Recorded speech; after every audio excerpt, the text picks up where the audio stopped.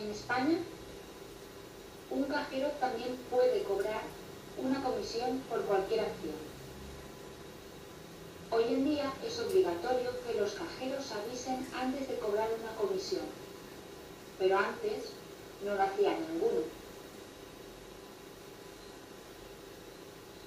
Pocas acciones hay tan cotidianas como la de utilizar el cajero automático para extraer dinero, consultar el saldo o comprobar los últimos movimientos de nuestra cuenta corriente.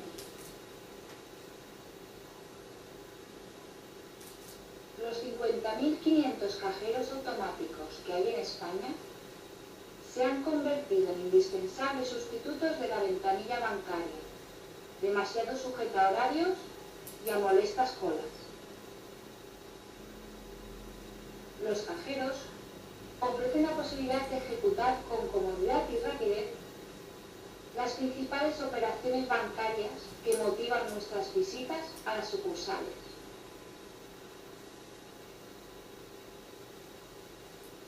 Las operaciones bancarias más demandadas en los cajeros automáticos son: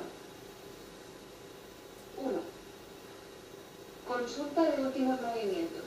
Cuando se consulta este tipo de movimientos, se suele ofrecer la posibilidad de elegir entre visualizarlo en pantalla o imprimirlo. 2. Sin duda, la transacción más común en un cajero automático no es otra que la retirada de dinero en efectivo. 3.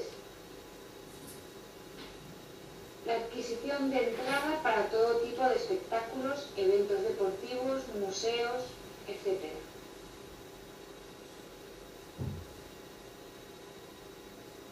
El 3 de octubre de 2003 entró en vigor la norma que establece que los cajeros automáticos deben informar, antes de que se efectúe en ellos una extracción en efectivo, una consulta de saldo o de movimientos sobre las comisiones que comporta cada gestión y ofrecer a los usuarios la posibilidad de cancelar la operación.